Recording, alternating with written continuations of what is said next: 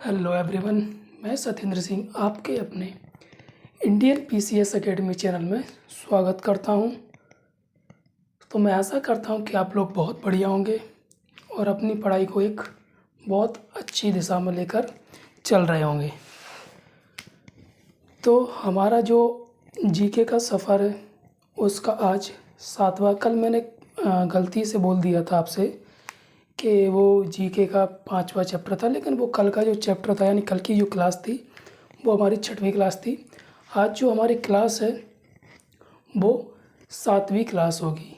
और 7वीं क्लास में या उससे पहले 7वीं क्लास से पहले आप लोगों को जो भी डाउट क्रिएट हुए थे अगर उनमें संशोधन नहीं हो पा रहा है या उनका समाधान नहीं हो पा रहा है तो आप मुझे बता सकते हैं, मैं उनका समाधान करने का प्रयास करूँगा। ठीक है। तो आज का हमारा टॉपिक है द्वीप समूह। टॉपिक को स्टार्ट करने से पहले मैं आपको बता देता हूँ कि जो हमारा ये चैनल है वो पूरा सामान्य ज्ञान से संबंधित है। और सामान्य ज्ञान जो हम पढ़ने वाले हैं या पढ़ रहे हैं उसमें कौन से एग्ज़ाम हम कवर करेंगे, तो मैं आपको पहले वीडियो से बताता आ रहा हूँ कि इसमें हम यूपीएससी सबसे बड़े एग्ज़ाम और सबसे छोटे एग्ज़ाम, कोई भी कांस्टेबल का हो कोई भी हो, वो सब हम इसमें कवर करने वाले हैं। मैंने आपको बताया था कि इसमें क्या होता है, हमारा सिलेबस क्या रहता है, समान रहता है। जैसे आप बोर्ड पे देख भी सकते हैं द्वीप समूह, यहाँ पर मैं थोड़ा डीप लिखा है या ज़्यादा डीप भी नहीं लिखा है, क्योंकि मैं आपको पीडीएफ प्रोवाइड कराऊंगा या कराता हूँ, उसमें पूरा डीपली लिखा हुआ है। ठीक है। तो अंतर क्या रहता है छोटे और बड़े एग्ज़ाम में, सिर्फ उसके डेप्थ का अंतर रहता है। यानी जो छोटे एग्ज़ाम होते हैं सिलेबस वही रहता है। जैसे मान लो पीछे लिखा हुआ है द्वीप समूह, तो आपसे इसके बारे में ऊपर जो भी फैक्ट वाइज क्वेश्चन वो आपसे पूछ लिए जाएंगे छोटे पेपर्स में। और बड़े पेपर में क्या होता है, थोड़ा डेप्थ बढ़ा देते हैं इनकी और डीप क्वेश्चन पूछने लगते हैं। ठीक है। तो हम इसमें सारे एग्ज़ाम कवर करेंगे। बस आपको क्या करना है, एक तरफ से पढ़ते हुए चलना है।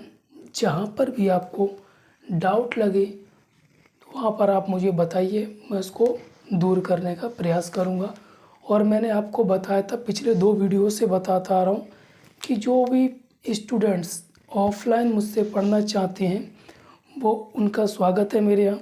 और मात्र 100 रुपये में पढ़ाऊँगा। जिन बच्चों को ये 100 रुपये भी देने में वो असमर्थ हैं उनको मैं मुफ्त पढ़ाऊँगा। ऐसा बिल्कुल भी नहीं है कि पैसे के कारण पैसा बाधा बने उनकी पढ़ाई में, ऐसा बिल्कुल नहीं होगा। ठीक है। तो जो भी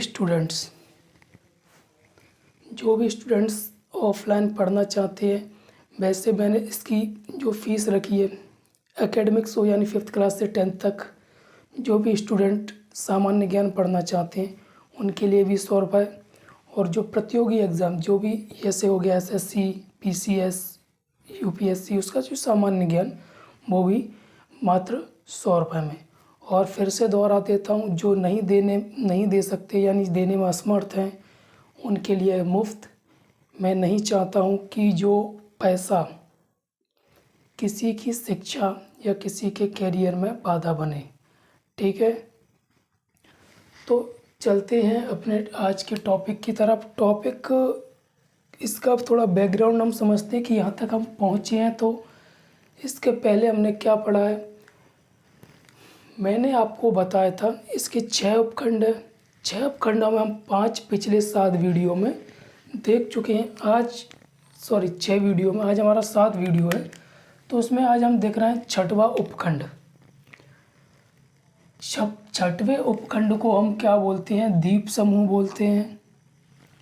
जो द्वीप समूह का मतलब आप समझते चलिए, जैसे जो हमारी मुख्य भूमि है भारत, जैसे हम यहाँ पर रहते हैं, मुख्य भूमि के पास में जो समुद्र है, समुद्र में जो द्वीप यानी टापू होते हैं उनके समूह को हम क्या बोल देते हैं, द्वीप समूह या आइसलैंड बोल देते हैं। ठीक है। तो जो भारत के अगर हम द्वीप समूह की बात करें, जो द्वीप समूह उनको 2 पार्ट में डिवाइड किया गया है। किस आधार पर डिवाइड किया गया है, जैसे ये भारत का नक्शा अगर मान लो,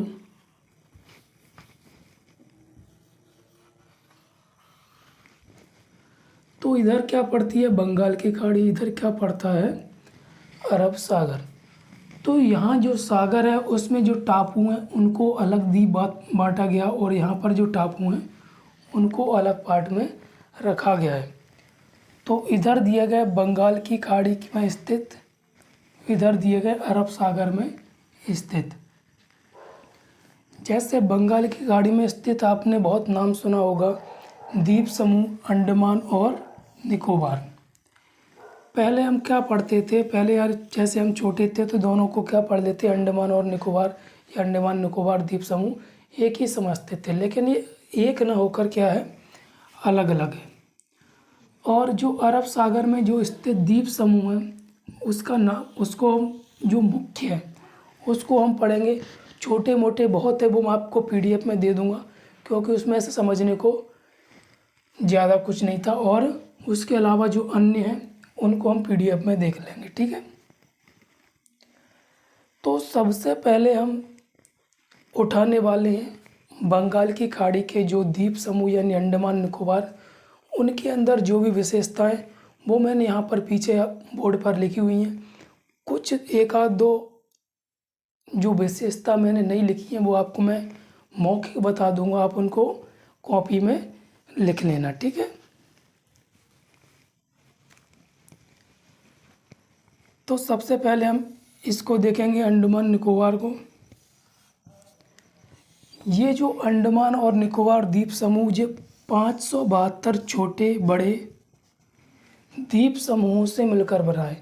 क्योंकि हम छोटे द्वीप समूह नहीं पढ़ते हैं, हमें जो प्रमुख द्वीप समूह पढ़ना है वो अंडमान निकोबार द्वीप समूह, जो छोटे छोटे द्वीप समूह जैसे माजुली द्वीप हो गया, पंबन हो गया, उनको मैं आपको PDF में दे दूंगा, और PDF में ये भी बता दूंगा मैं आपको कि कौन सा द्वीप समूह कहाँ पर पड़ता है, ठीक है। और एक बात और, द्वीप समूह से आपको ऐसा डरने की आवश्यकता नहीं है कि ये क्या बला होती है।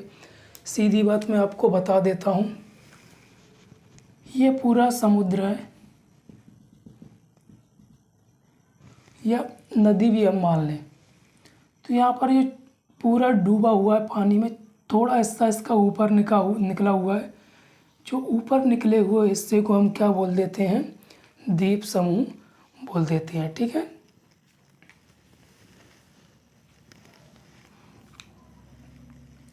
जैसे एक माजुली द्वीप समूह है, वो समुद्र पे ना होकर नदी पर है, तो ये नदी से थोड़ा ऊपर निकला, उसको हम क्या बोल देते हैं, उसको भी हम द्वीप बोल देते हैं।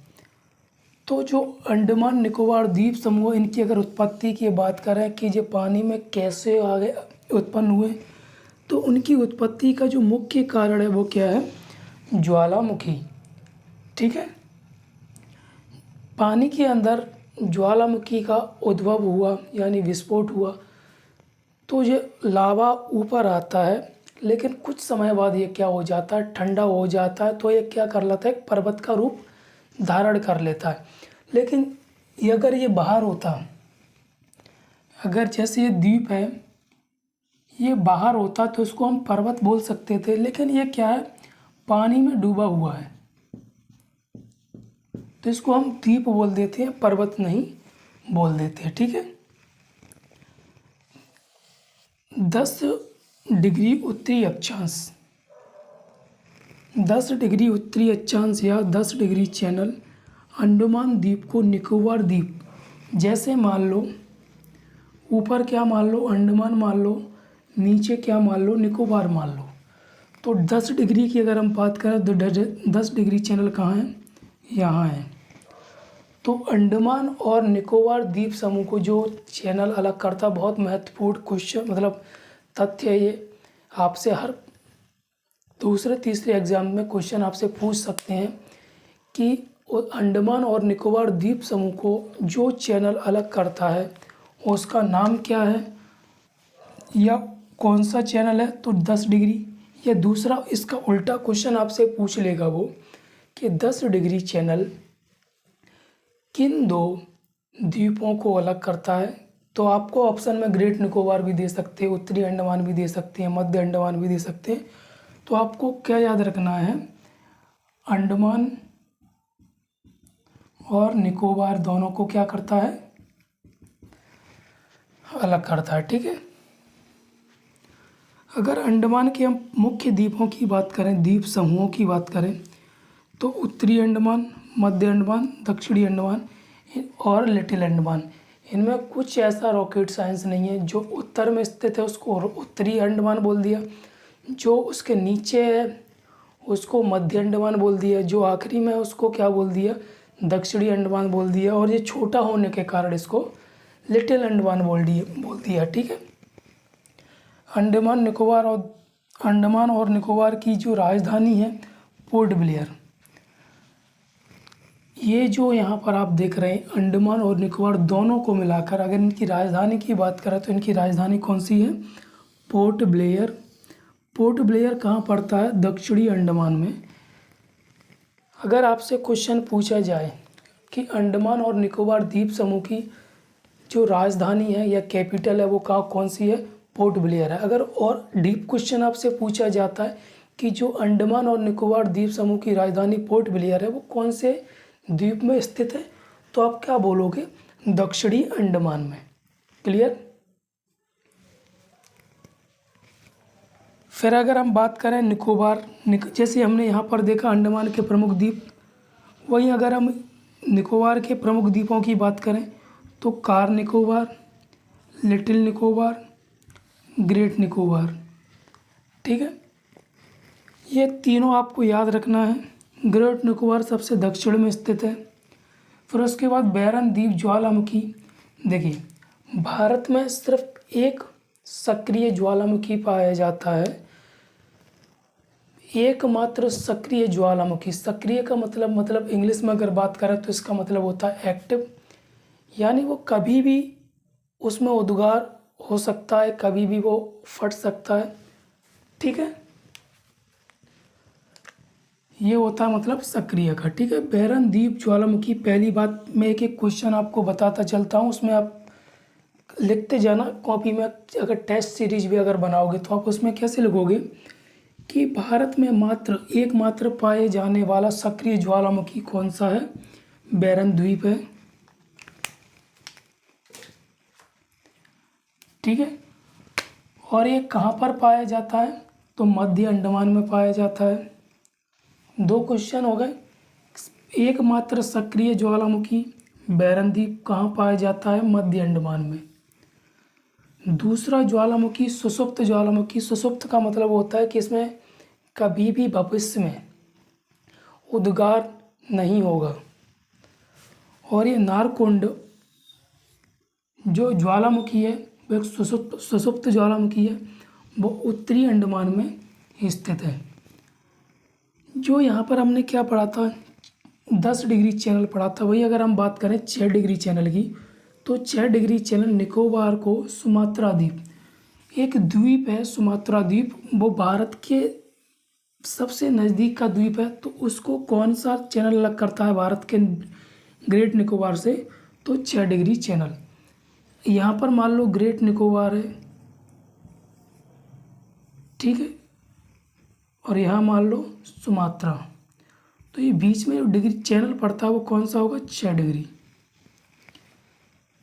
क्लियर।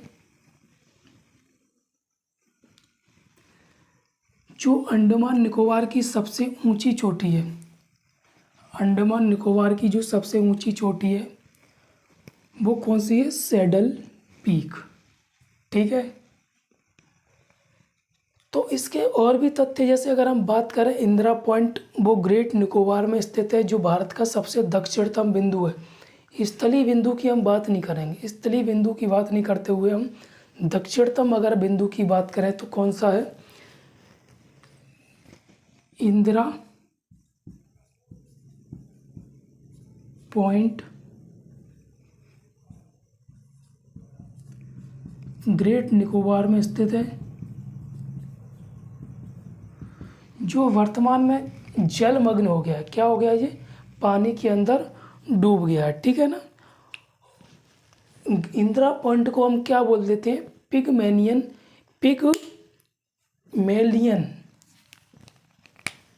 इसको अगर हम बात करें तो क्या बोला गया है? पिगमेलियन पॉइंट भी बोला जाता है। अगर आपसे इंदिरा पॉइंट पूछा जाए या पिगमेलियन पॉइंट पूछा जाए तो वो कहाँ पर है? ग्रेट निकोबार में। और जो भारत का सबसे दक्षिणतम पॉइंट है, बिंदु है, यानी यहाँ पर भारत की सीमा क्या हो जाती है? पॉइंट का मतलब कुछ नहीं होता, सीधी बात ये है। पॉइंट का मतलब जैसे इंदिरा कॉल हो गया, किबूथी हो गया, ठीक है। ये पॉइंट का मतलब इससे आगे भारत की सीमा समाप्त हो गई है, इसके आगे भारत नहीं है। तो अगर हम दक्षिणतम सबसे नीचे अगर भारत की सीमा की बात करें तो वो कहाँ पर है? इंदिरा पॉइंट, जो वर्तमान में पानी में डूब चुका है, ठीक है। तो हमारे जो बंगाल की खाड़ी के जो भी द्वीप समूह थे उनको हमने देख लिया। यहाँ पर जो अन्य छोटे मोटे द्वीप समूह हैं उनको मैं PDF में बता दूंगा, ठीक है। तो आप अभी इनको नोट कर लीजिए या स्क्रीनशॉट ले लीजिए, लेकिन आपको इसके नोट्स बनाते हुए चलना है, ठीक है।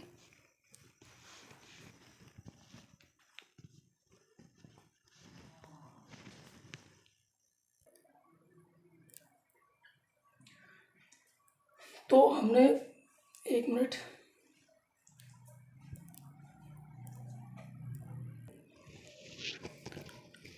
अभी हमने क्या देखे थे? यानी बंगाल की खाड़ी के जितने भी द्वीप समूह थे वो हमने यहाँ पर अभी देखे। जो आगे आपको यानी पीछे मेरे दिख रहा है जो लक्षद्वीप, वो अरब सागर, जैसा भी हमने 2 विभाजन पढ़े थे उसमें से एक तो हमने अंडमान निकोबार द्वीप समूह पढ़ लिया था। दूसरा जो द्वीप समूह था यानी अरब सागर के द्वीप समूह, वो कौन सा था? लक्षद्वीप था। तो जैसे कि जो अभी अंडमान निकोबार द्वीप समूह के जो द्वीप थे उनका जो विकास या उनका जो उनका बनना, वो क्या उसका कारण था? ज्वालामुखी था उनका कारण, ठीक है। बंगाल की खाड़ी के द्वीप समूह के जो बनने का कारण था वो कारण था ज्वालामुखी। वहीं अगर हम बात करें अरब सागर के द्वीप समूह की यानी लक्षद्वीप की, तो इसका जो बनने का कारण था प्रवाल भित्ति। प्रवाल क्या होता है पहले ये समझे। भित्ति का मतलब तो दीवार होता है, प्रवाल का मतलब होता है प्रवाल एक समुद्री जीव होते हैं। अगर आपने कभी मूवी में देखा होगा जब समुद्र का सीन दिखाया जाता है तो उसमें आपको प्रवाल देखने को मिलते हैं जो देखने में वृक्षों के समान छोटे छोटे पेड़ पौधों के समान लगते हैं, जो रंग बिरंगे दिखते हैं। आपने कभी देखा होगा मूवियों में ये सीन आता है। अगर आपने राम सेतु मूवी देखी हो तो उसमें ये बहुत बड़ी मात्रा में ये प्रवाल, इनको हम बोलते हैं मूंगा या कोरल भी बोलते हैं इनको। कोरल इंग्लिश में बोला जाता है, मूंगा एक क्षेत्रीय नाम है, क्लियर।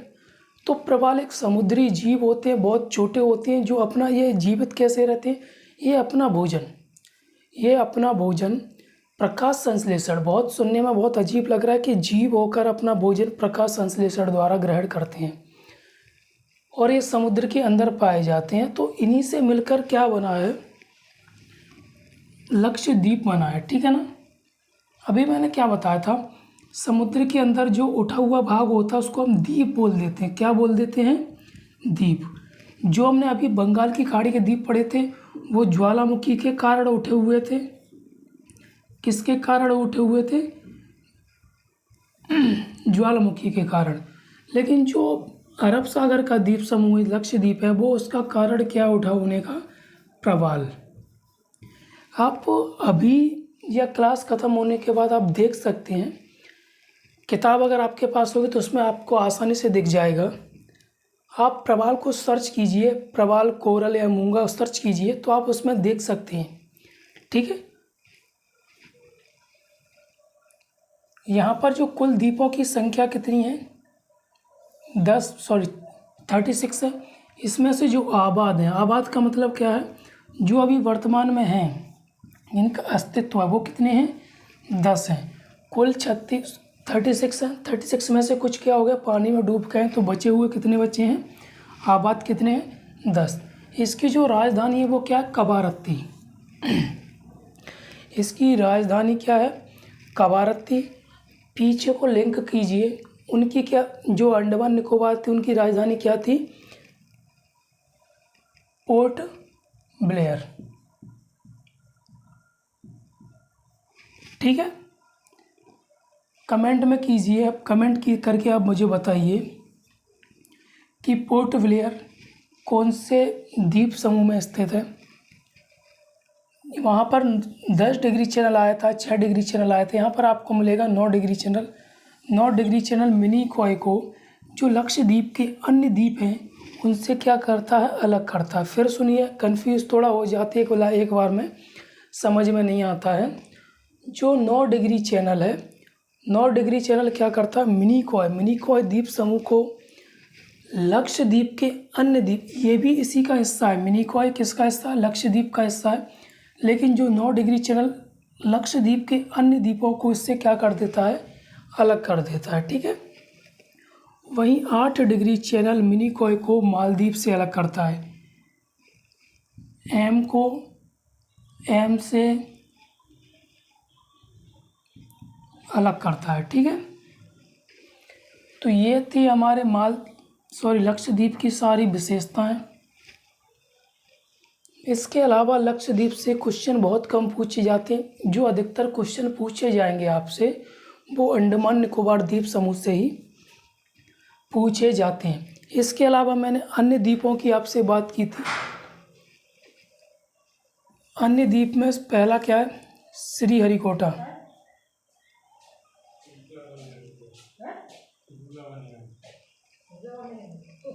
श्रीहरिकोटा स्थित यह आंध्र प्रदेश के तट पर। श्रीहरिकोटा आंध्र प्रदेश के एक तट पर स्थित है। ठीक है, कहाँ पर स्थित है, श्रीहरिकोटा आंध्र प्रदेश। यहाँ पर एपी लिखा है, इसका अरुणाचल प्रदेश ना समझकर क्या समझेंगे आप, आंध्र प्रदेश। ठीक है, आंध्र प्रदेश। सतीश धवन उपग्रह प्रक्षेपण केंद्र स्थित है। जो श्रीहरिकोटा है यहाँ पर क्या है, सतीश धवन उपग्रह प्रक्षेपण केंद्र स्थित है, एकमात्र। यहाँ पर आप लिख सकते हैं एकमात्र। ठीक है, फिर अगला है पंबन द्वीप।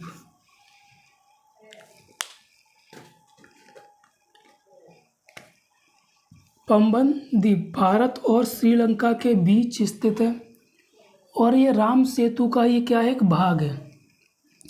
भारत और श्रीलंका के बीच स्थित है। जो पंबन द्वीप है वो कहाँ पर स्थित है, भारत और श्रीलंका के बीच, और ये राम सेतु का ये एक भाग है। यहाँ पर मैं आपसे बात करूँ यह कहाँ पर स्थित है, मन्नार की खाड़ी। मन्नार की खाड़ी के अंतर्गत ही ये आता है, मन्नार की खाड़ी के अंतर्गत ही ये आता है।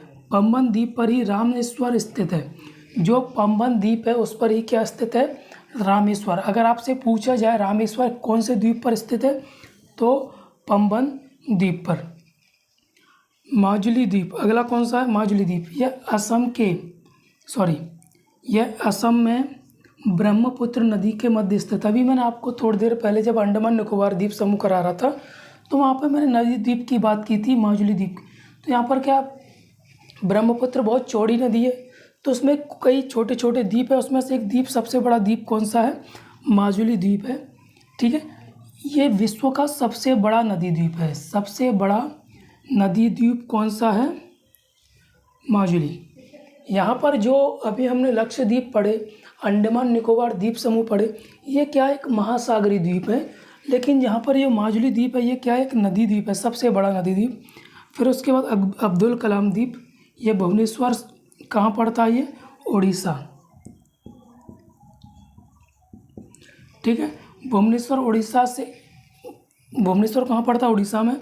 और भुवनेश्वर से 150 किलोमीटर दूरी पर ये द्वीप स्थित है। तो ये हमारे सारे द्वीप समूह या भारत का जो विभाजन था 6 खंडों में, वो पूरा खत्म हो गया। इसके प्रश्न की सूची आप सर्च कर सकते हैं या इससे संबंधित आप प्रश्न लगाइए तो आपसे अधिकतर प्रश्न बन जाएंगे। मैं तो ये बोलता हूँ कि आप एक बार लगा के चेक कीजिए, फिर आपको समझ में आएगा कि जो मैंने कराया है वो कितना सही है, कितना सफिशिएंट है, कितना कम है। ठीक है ना, क्लियर। तो आप जितना भी मैंने लिखा है उसको पूरा एक बार रिवीजन कर लीजिए और इसको नोट्स बनाइए।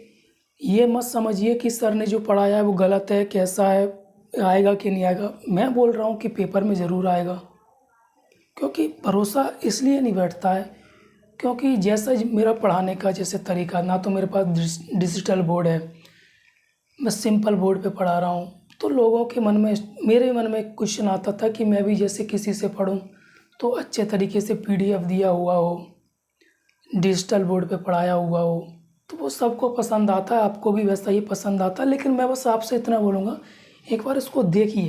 अगर आपको दूसरों से अंतर ना मिले तो आप मुझसे बोल सकते हैं कि सर आपने गलत पढ़ाया है। ठीक है, तो ये लिखिए, मैं पीडीएफ भेजूँगा, उसको लिखिए या प्रिंट कराइए, कैसे भी, दोनों को साथ में पढ़ते चलिए। ज्योग्राफी में आपको कोई भी दिक्कत नहीं आने वाली। ठीक है, मैं रटने का तो कोई भी सवाल छोड़ता ही नहीं हूँ कि आप रट के पढ़ें। ठीक है, तो आप अपनी पढ़ाई को ऐसे ही आगे बढ़ाइए। ठीक है, जय हिंद।